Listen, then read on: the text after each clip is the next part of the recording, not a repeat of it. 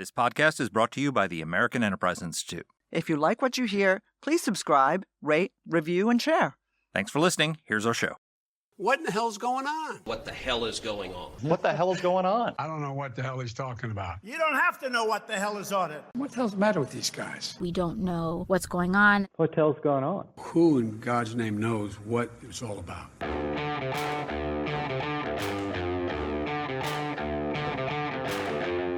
Hi, I'm Danielle Pletka. And I'm Mark Thiessen. Welcome to our podcast. What the hell is going on? But extra.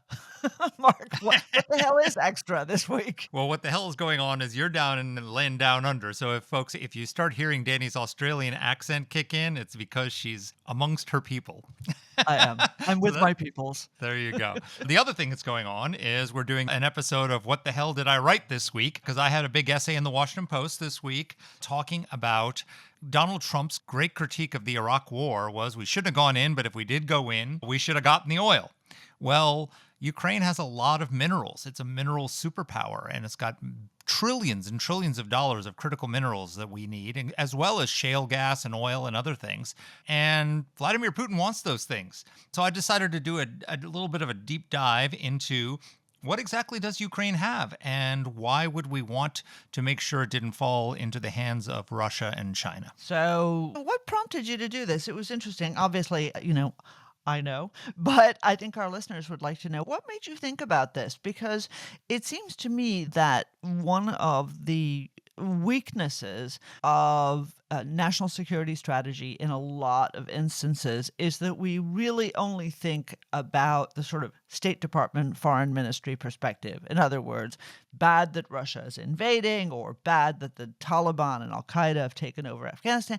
But we don't necessarily think about the economic issues. We don't necessarily think about the other factors that might actually make that country important, interesting, and valuable to us. So what made you think of it? Well, first of all, what I've tried to do over the last couple of years is construct a series of arguments on Ukraine that are based entirely on U.S. national interest. We can both make the moral case for helping Ukraine, and we believe it, and I think that case gets made a lot. But there are a lot of national interest case for helping Ukraine. And so I did a whole essay on the America First case for helping Ukraine. I did a series of essays in the Post laying out how the military aid we give to Ukraine is actually not going to Ukraine. What we're doing is we're giving them old weapons from our stockpiles and the money that Congress passes to refill our stockpiles with new, fancy, modern versions of the same weapons. And so it's energized our industrial base. It's given us a backdoor modernization of the military, and it's created a lot of jobs here in the United States.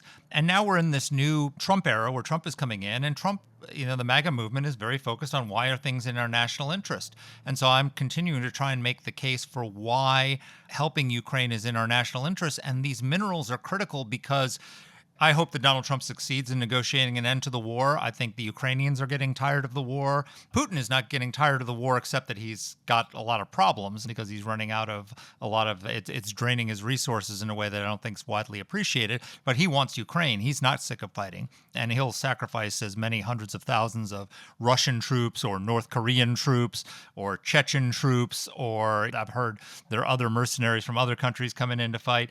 He'll just throw their bodies in the meat grinder as long as it takes. But regardless of whether Trump succeeds or fails in the negotiations, and I hope he succeeds, we're going to have to arm Ukraine, because either they're going to have to keep fighting to defend their country because the negotiations fail, or if the negotiations succeed, we're going to have to help them build a deterrent to make sure that Putin doesn't restart the war. And they're going to need that deterrent, because the only way we get to extract these minerals for our own benefit is if there's a lasting peace that survives Donald Trump, because you need investment. You need people go in and dig mines and put money in. And also, this is a great way to arm Ukraine, because, I think we need to move Ukraine from an aid recipient to a normal country that buys weapons from the United States. And with a lot of countries, we use foreign military financing and other things. And you and I and Jack Keane are working on a big, and I won't go into all the details of it here, but we can loan them the money and use these mineral deposits as collateral so that we make sure we get paid back. So I think it's important for our policymakers and for people in Washington and up on Capitol Hill to note exactly what they have and what's available and how and why it's essential to us to make sure that these critical minerals and other things don't fall into the new revanchist Russian, Chinese, Iranian, North Korean orbit, but stay in the Western orbit where they can benefit the American people. Look, the argument makes a lot of sense to me. And from what we understand about Donald Trump's approach to such things in his first term, I suspect it makes a lot of sense to him. I want to ask you one last question, though, before you read everybody the piece, because it's a really, really great and important and well-researched piece. Unfortunately, you won't see the maps on the podcast, but I do encourage you to take a look either on the Substack where we're going to post it or Mark's article directly and see what it says. So, Mark, the thing of it is, I think that you're right that if negotiations fail, we'll need to arm Ukraine. If negotiations succeed, we'll need to arm Ukraine. We don't want to be in the business of defending them. But I think there are people around the president who neither wish to arm Ukraine in the event of negotiations failure or in the event of success. I think there are people who wish to abandon Ukraine. I don't know how much Donald Trump listens to them, but I know they're there. What do you think about the weight of that argument? You know, the sort of who cares? Who cares whether Ukraine is part of Russia or Ukraine is an independent country? Explain to me why the American people give a damn about that. Do you realize eggs cost $8? Well, first of all, the Reagan Institute poll just came out and shows the American people do actually care about Ukraine. I don't have the poll in front of me, but I think 75% consider Ukraine an ally and think we should continue to arm them and help them win, and 80% consider Russia an enemy. So, and as I've gone through in previous articles, I've gone through and showed how actually MAGA Republicans are even more pro-Ukraine and pro-America flexing its muscle on the international stage than establishment Republicans are. But that's for another podcast. So I think, yes, there are people around Trump who feel this way, but Donald Trump doesn't feel that way.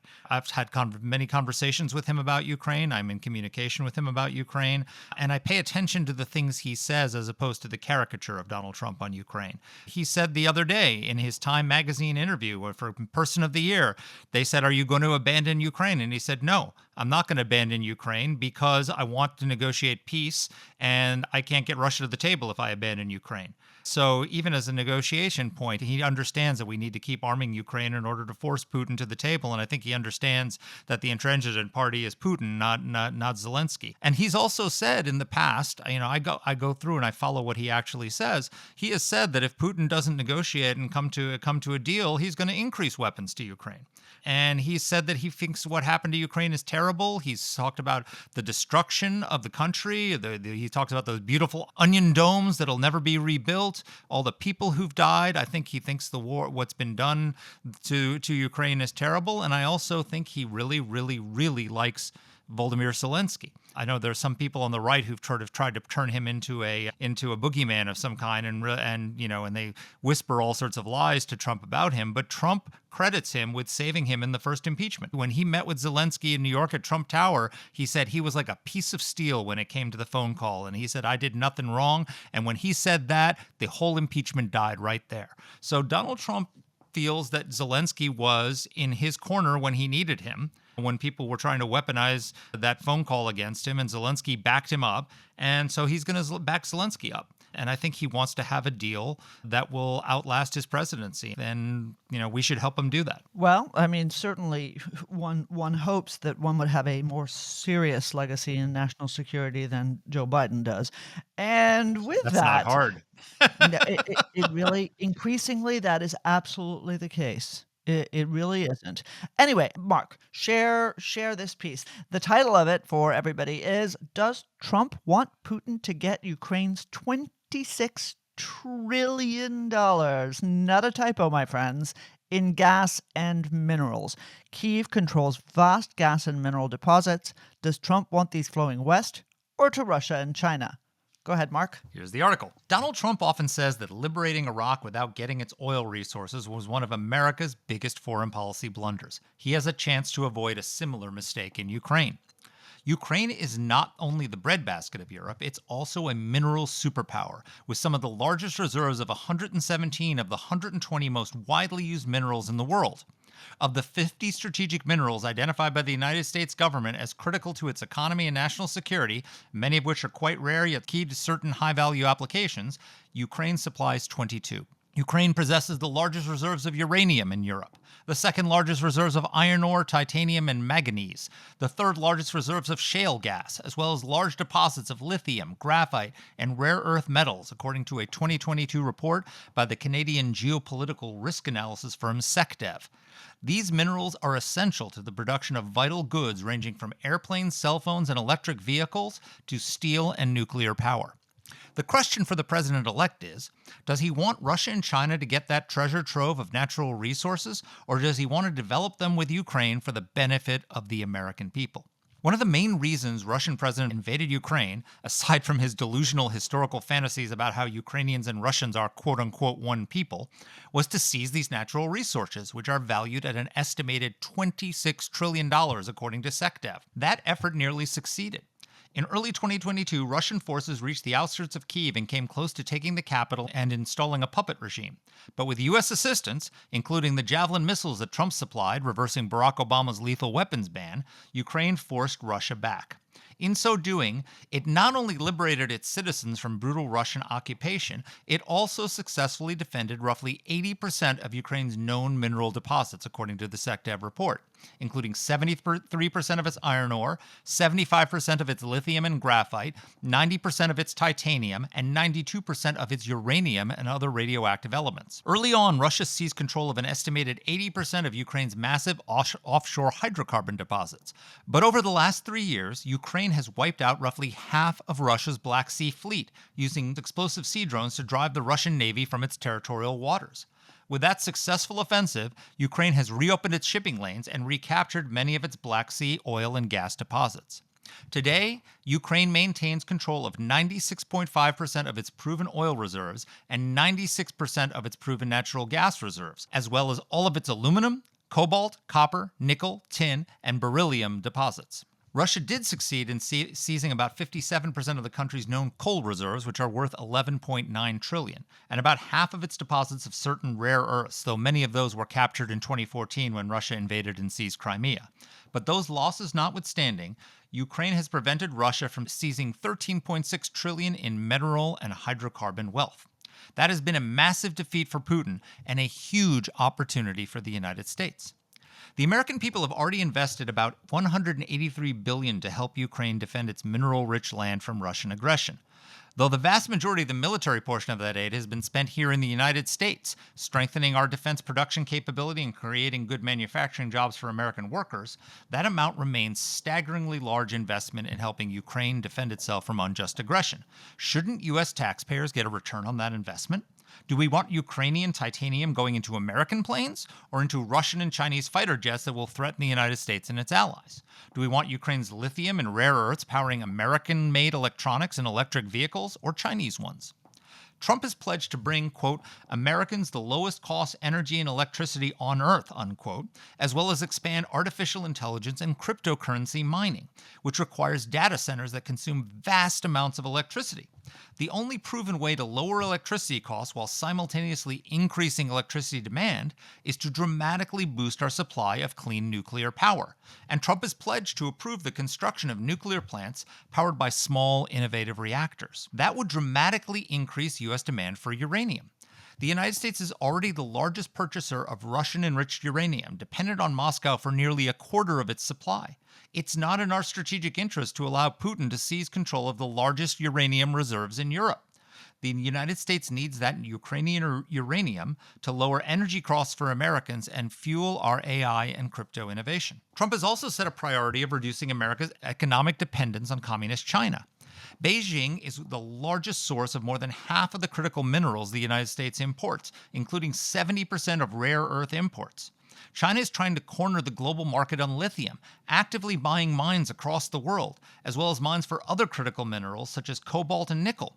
And demonstrating its growing power over the U.S. economy, Beijing recently tightened export controls on critical minerals such as aluminum and titanium, banned the export of gallium, and severely restricted the export of graphite to the United States.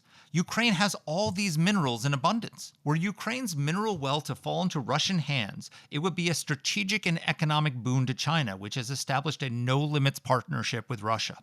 Meanwhile, the United States needs friendly, reliable sources of these critical minerals. If we help Ukraine secure and develop its natural resources, we can also deal a strategic blow to Moscow and Beijing while bringing enormous financial benefit back to the American people. But to do so, Ukraine needs Trump's help to secure a just and lasting peace. After Russia's full-scale invasion, metallurgical production in Ukraine fell by an estimated 80%, from 20 million tons in 2021 to just 2.5 million by the middle of 2023. It's hard to mine for minerals while missiles are being fired at your critical infrastructure, and it's impossible to develop offshore oil and natural gas in the waters Ukraine controls in the North Crimean Basin under the shadow of Russian forces within firing range. American businesses can develop those resources for the benefit of the American Ukrainian peoples, but only if the fighting ends on terms that give investors confidence that Russia's assault won't resume. The reality is that Putin won't willingly give up on his quest to conquer Ukraine and its mineral wealth. He will violate any international agreement Russia signs to achieve that objective.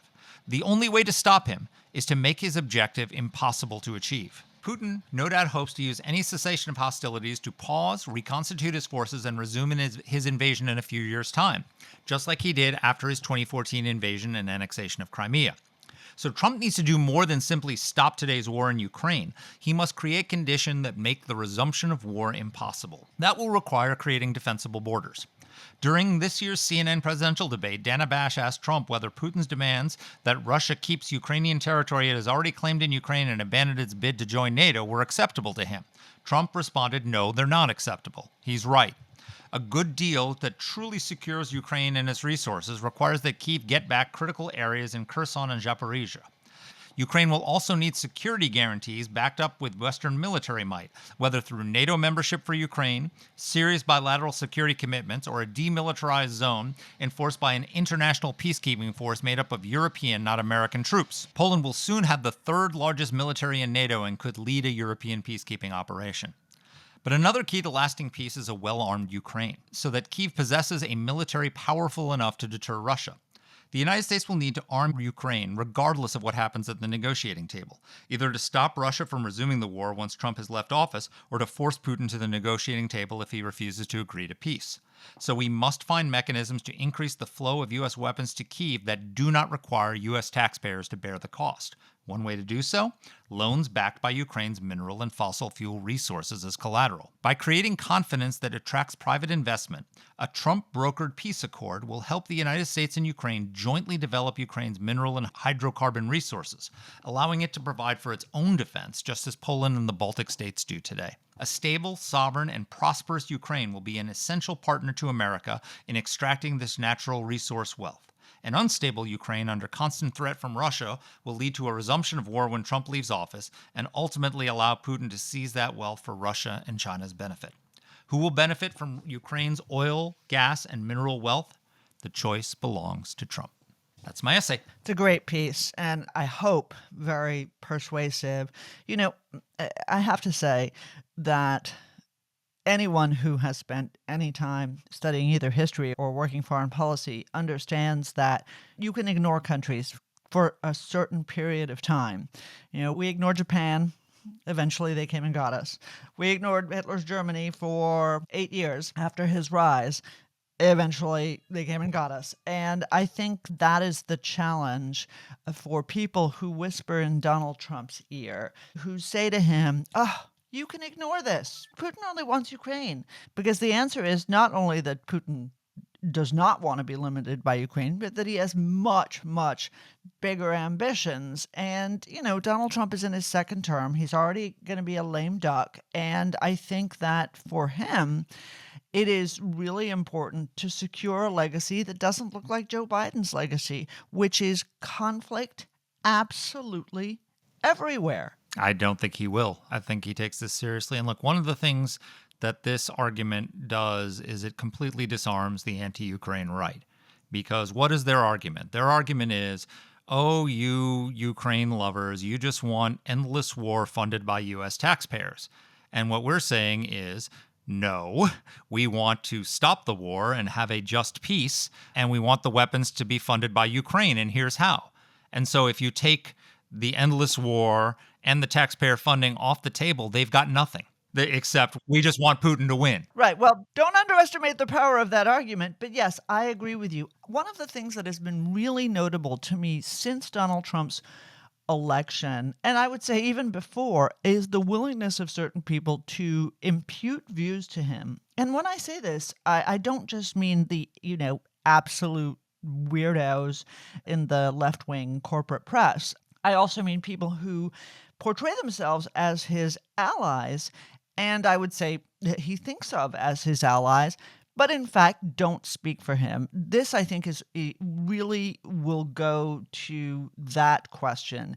Is he really an ally of Vladimir Putin, or is he a person who is simply interested in securing our national interests and saving the taxpayer money? I mean, God knows, after this administration, after COVID, the argument about saving taxpayers' money should be hugely persuasive. Yes, it should. And also, I don't think he's definitely not an ally of Vladimir Putin.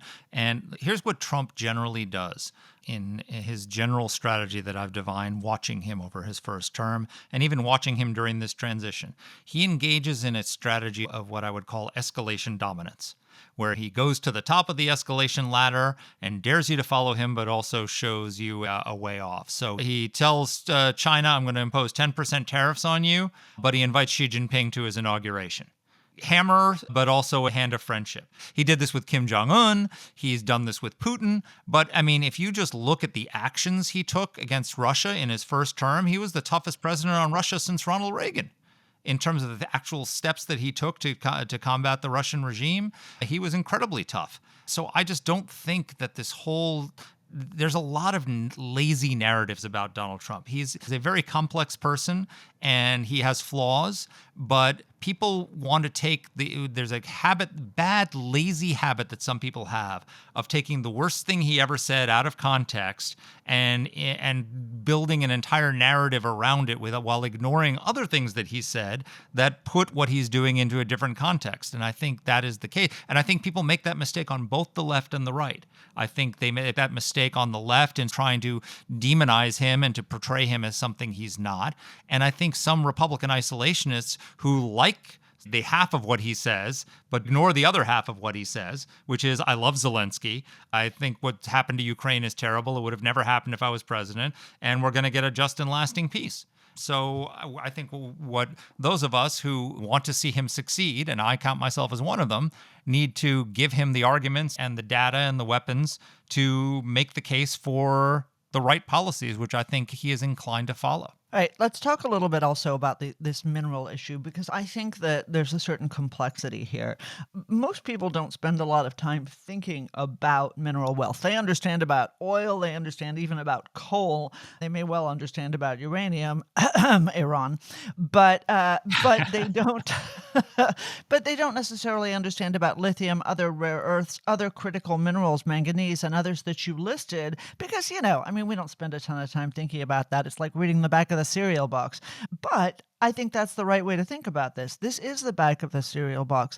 These things are so critical to everything that we produce. And the Chinese have recognized that if they are going to maintain their own market dominance, they need to control the export of these minerals. And that's why, as you rightly noted, they just barred the export of these minerals. But it's not just that.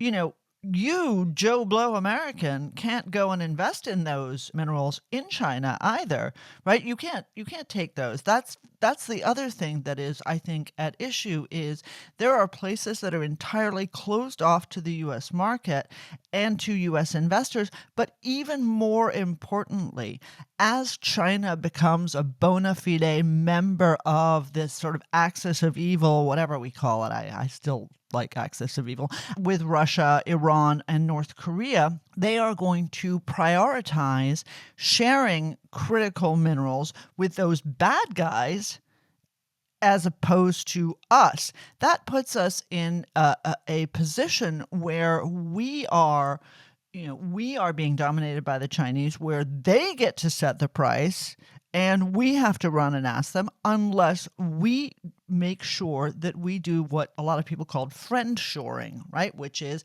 that instead you buy your stuff from good guys.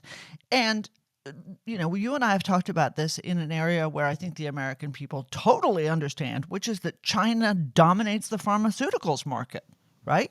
Yep. Why in heaven's name would we ever put ourselves in the position of relying on the People's Republic of China and the Chinese Communist Party for our penicillin, for our masks, for our basic needed antibiotics and medications, when if we are in conflict with them, if we have a problem, even another pandemic, we will be screwed. That is something people understand, and that is the argument here for ensuring that we have access to Ukraine's critical minerals.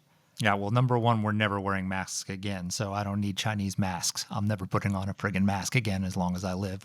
The Don't geniuses count on who that, told Mark. us, the geniuses who told us that the mask will save us. But let's put that aside because there's a whole other podcast to be had on the COVID lies. And I think everybody understands oil and gas because everybody goes and fills their car and their truck with gas produced by the oil that we dig up around the world and here in the United States. But everybody also knows all these minerals that we have in Ukraine, you have in your home right now. Everything you use is powered by lithium-ion batteries. Lithium is the mineral that goes in that makes the lithium-ion battery work, along with a lot of the other minerals that I named in this article. You have them in your home just as much as you put gas in your car. So we're completely dependent on these. There's a whole nother podcast to be had and a whole nother article I plan to write at some point on the insanity of this whole electrification of our transportation system, because right now China is completely dependent on us and the Western world for oil. But we are completely dependent on them for lithium and all this other stuff. And so we, the strategic geniuses we are on the left, are saying, let's get rid of the natural resources that we have abundance and that they're dependent on us for, and replace it with the one that we don't have and that we're dependent on them for, because that's really smart. It's just from a national security perspective, whatever you think of climate change, absolute insanity. And what China is doing is not only does it have massive amounts of these minerals and rare earths in its own country, they're going around the world and buying up all the mines in the third world where these exist. I was in South Africa a couple of years ago. We were on the highway that leads to one of the port cities, and it was just nothing but Chinese trucks carrying minerals to ship them out from South Africa. They're digging up this stuff all over the world. They're trying to corner the market so that we don't have friendly sources to get this from. So why would we not want to have a country that has $26 trillion worth of this stuff as an ally in the Western orbit, as opposed to it being in the Russian-Chinese orbit? It makes no sense strategically to do that. And the reality is that even if we drill, baby, drill as we should, we still need these things because they power our cell phones, they power our computers, they power anything that has chips in it and batteries in it. We need these minerals to power. And also, we need to expand nuclear power, and we need uranium. And, we get a lot of our uranium from Russia. And do we really want to be dependent on Russia for uranium? We should have friendly sources of uranium. Or do we want that? Or would we rather have Ukraine's uranium going into Iranian nuclear weapons? That would be a good place for that uranium to go. And believe me, because Iran has been helping Russia in Ukraine, if Russia were to succeed in Ukraine, guess where that uranium would be going? So I don't want this stuff in their orbit. I want it in our orbit. And we've already invested $183 billion helping defend Ukraine. Let's get a return on that investment for the American taxpayer. Right. Well, I think that's important. And folks, if you are interested in understanding what happens to a country that moves forward California style with this kind of electrification, this kind of progressive economic vision, then look at Germany. Germany has mandated that all cars be electric. Germany shuttered its last nuclear power plants some years ago.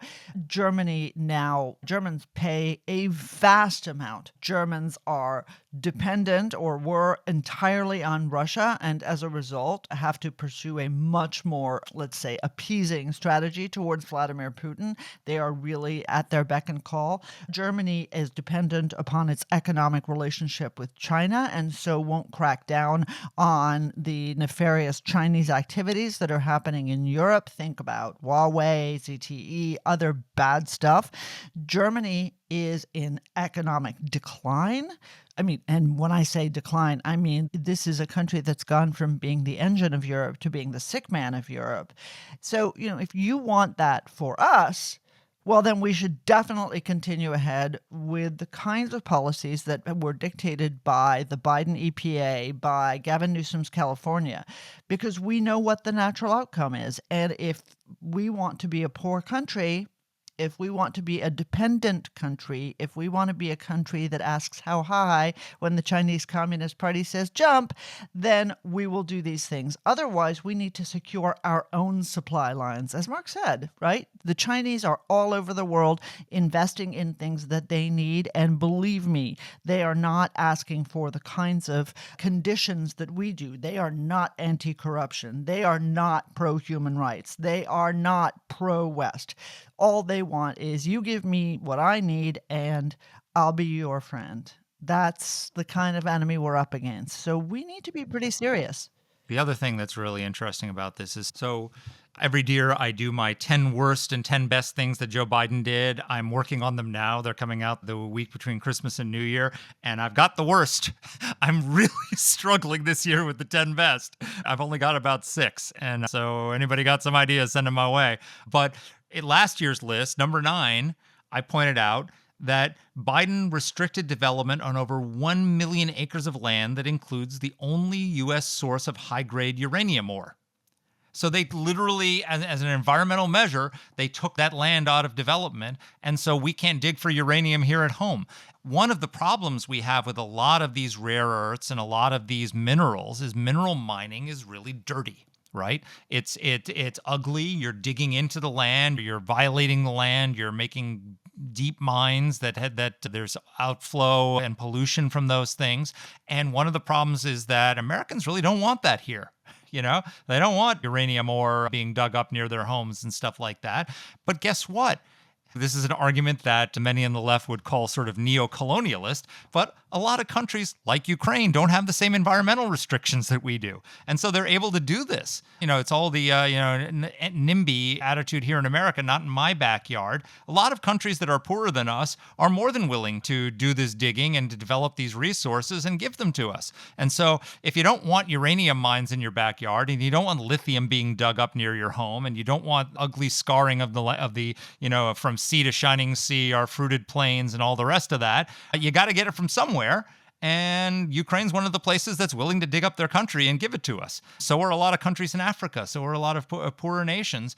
And China understands this, and so not only are they willing to scar their own land, which is massive, and they don't care a hoot about their own people, and their people have no say in it, but they're willing to go up and dig and buy up all these mines all around the world and scar those countries as well. And so we should be trying to keep the countries that have these resources that we need in our orbit, or else we're going to have to scar up our own country a lot more and dig it up and repeal a lot of environmental regulations to make it happen. Right. I mean, this is one of the most fascinating things to see. Do you remember, guys, we had somebody on the podcast, Todd Moss, who talked about environmental colonialism, how our favorite Democratic rock star, John Kerry, was traveling around as our environmental czar, forcing African countries to embrace U.S.-style California-style, far-left-style environmental standards in order not that these countries develop, prosper, bring themselves out of poverty,